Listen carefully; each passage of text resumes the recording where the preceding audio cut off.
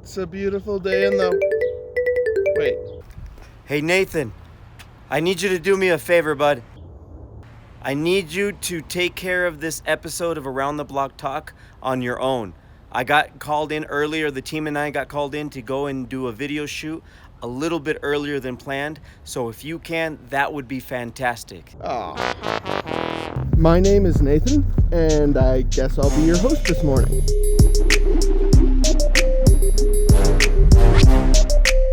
Hello, my name is Nathan. Welcome to Around the Block Talks, marketing advice that works.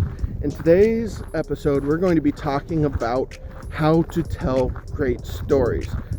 One of the things that I love about being a copywriting and messaging specialist is helping brands communicate their stories more clearly and driving engagement and sales through their storytelling. In order to tell great stories, there are 4 things that you need to nail. First, what is your customer's goal or dream? What do they want to achieve? How do they see themselves? If you can understand their goal, then positioning your product to reach them will be far easier. The second thing is to know what the problem is. What sort of difficulties are preventing them from achieving their goal? And once you know that, you have to make it meaningful. Tell me what's at stake. If I don't know what's at stake, it's easier for me to dismiss it. And the fourth thing is to provide the solution. This is where your product comes in. Tell me how your product helps your ideal customer overcome the problem and reach their goal. But the thing I really want to focus on today is this: show, don't tell. It's one of the most underrated and probably most often repeated statements in writing. Don't just tell someone how to feel or how the character in your story feels. Tell them what it looks like. A good example would be imagining your favorite movie being overlaid with dialogue describing how the character feels at any given moment.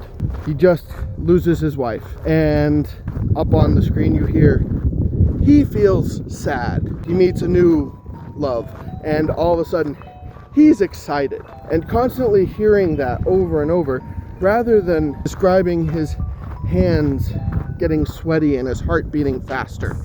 If you can describe the way he feels in the moment, instead of telling me he feels this, it's far more compelling. And in marketing, we often miss that. We tell you, business is challenging, or this is hard, you need to pivot. I could go on with a ton of examples, but the point is, instead of telling you this is a challenge, I could describe to you why it's a challenge. I could paint a picture of an office and trying to schedule your day and realizing that you don't have time to do everything you want and need to do.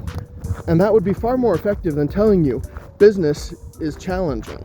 So when it comes down to it, when you follow the 4 basic guidelines that I just gave you, and you do that by showing and not telling, you'll create a far better story and a far more convincing piece of marketing. My name is Nathan. It's been great being your host today, and I'll pass it back to Carlos. If you like this video, please like it and share it, and make sure to give our Facebook page a like and subscribe to the YouTube channel so you can get more marketing advice that works.